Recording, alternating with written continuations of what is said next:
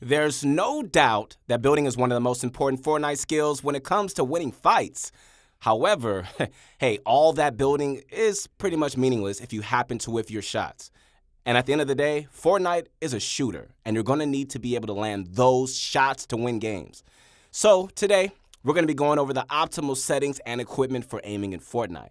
And we're also going to be speaking on the importance of warm-up routines, and we'll provide a few different ways to help you work on your aim. Sorry, controller players, a lot of this video has to do specifically with keyboard and mouse. In fact, feel free to use this as a way to make the transition if you like. And if you're interested in a similar video for controllers, leave us a comment. After checking out this video, head over to ProGuides.com to try out InstaPro. Test out your new equipment and settings with a skilled coach to guide you. Hey guys, once again, this is Keith Allen, and you already know what time it is. It's time to look into the right settings and tips to improve your aim. Let's go.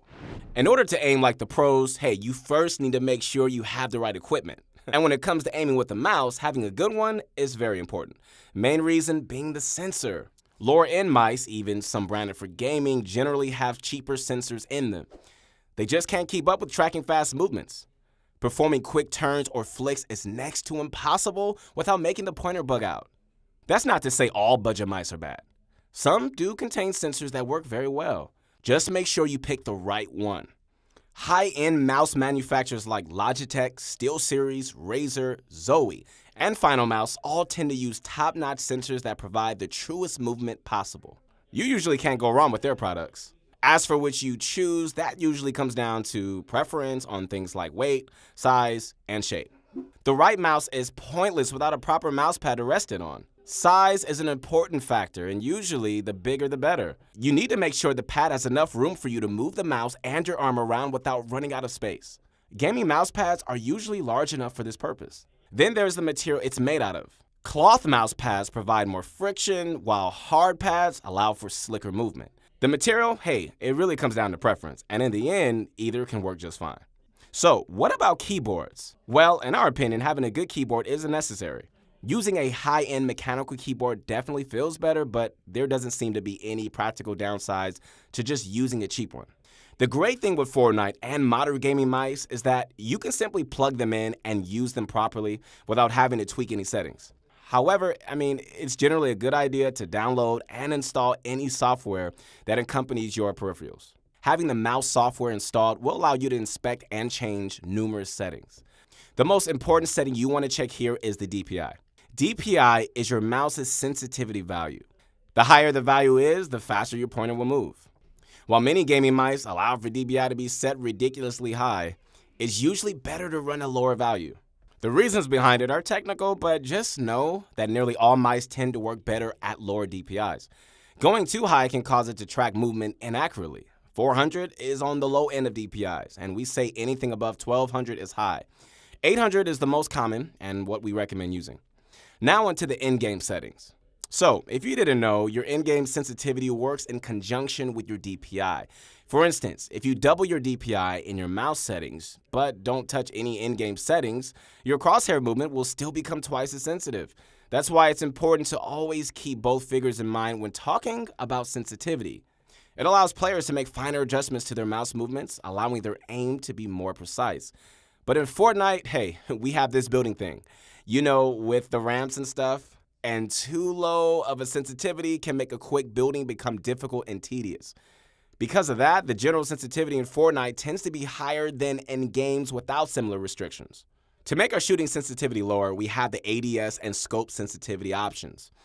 When you aim down sights or look into a scope weapon, these values are applied.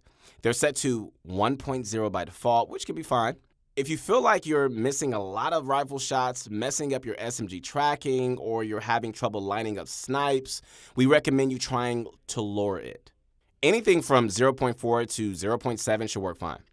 And again, make adjustments in either direction if it doesn't feel right. Ultimately, what sensitivity you choose is going to come down to preference, and there are many factors involved. Not everyone finds the same setup comfortable, so it's up to the end user to decide. Of course, you're not going to become an aim god just by having the right mouse and the proper settings. Aiming really well with a mouse can be something that can take months, or even years to develop. You don't just magically get it when you buy the latest final mouse and copy Tifu's config. Sure, those things may help, but the continuous practice is what's going to truly sharpen your aim skills. Each day before you play, we recommend at least 10 minutes of aim training to sufficiently warm up. And if you really wanted to grind at it, you can spend hours each day training your aim. That'll definitely improve your aim a lot. But most people don't have that kind of time available. So just try to get a few minutes in at least. In Fortnite, the best modes to practice aim in are Creative and Team Rumble. Creative's great since there are custom levels designed purely for aim training. One example is Gursey's combat training, which we've talked about in a previous video. We highly recommend adding that map to your favorites so you can just practice with it. The code's in the description. Team Rumble also provides good training in its own right. It's not really a super intense aim training session like the creative courses are.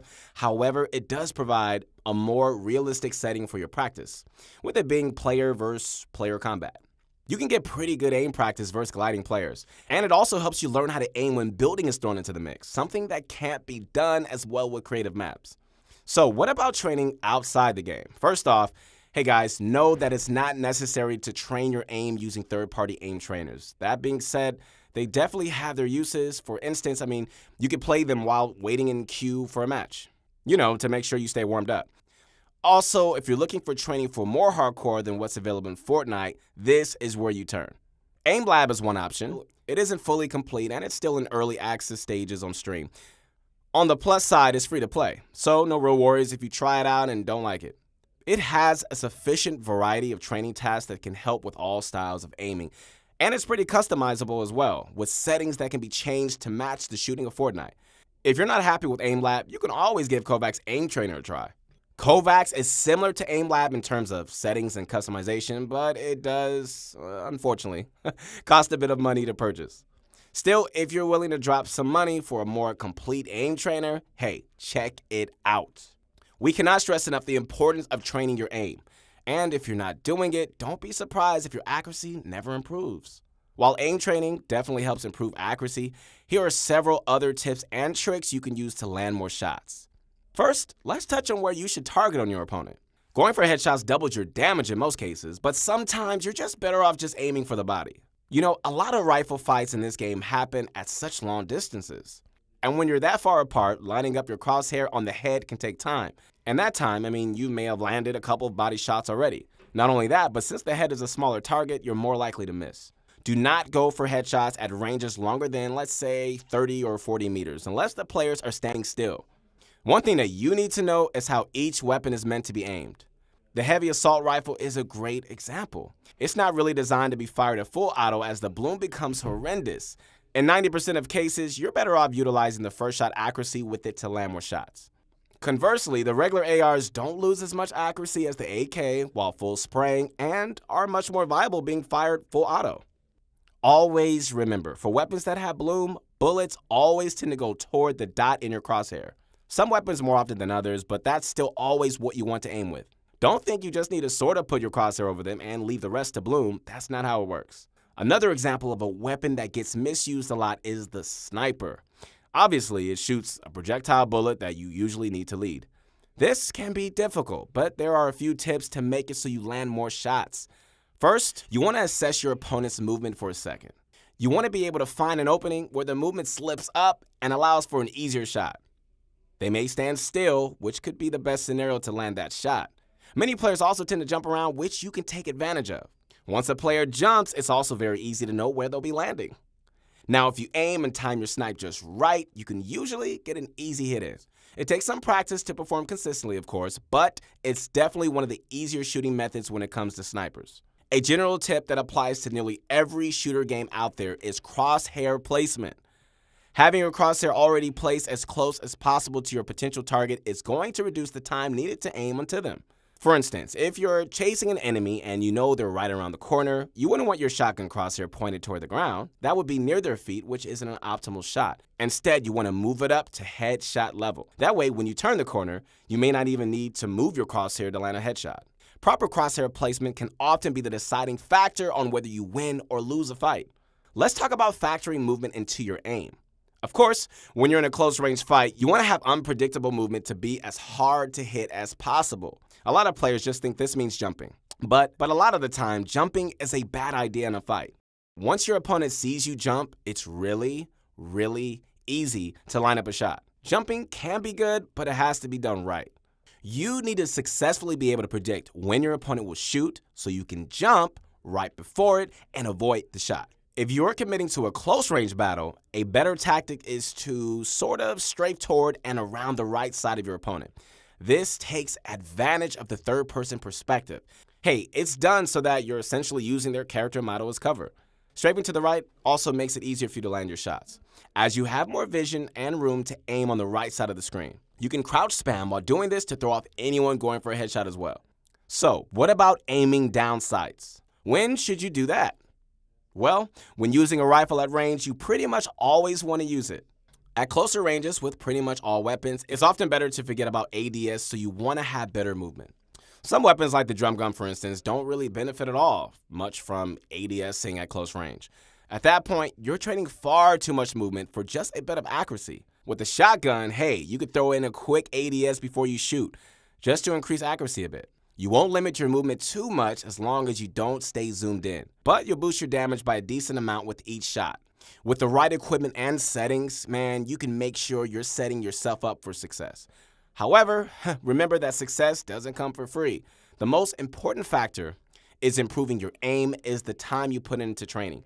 Keep that in mind, guys, while you practice, and before you know it, you'll be landing more shots, eliminating more players, and winning more games. Hey guys, hope you enjoyed this video. Once again, this is Keith Allen, and I want you to connect with me on my Instagram. Hey, follow me because we have some things coming out in the future. Take care.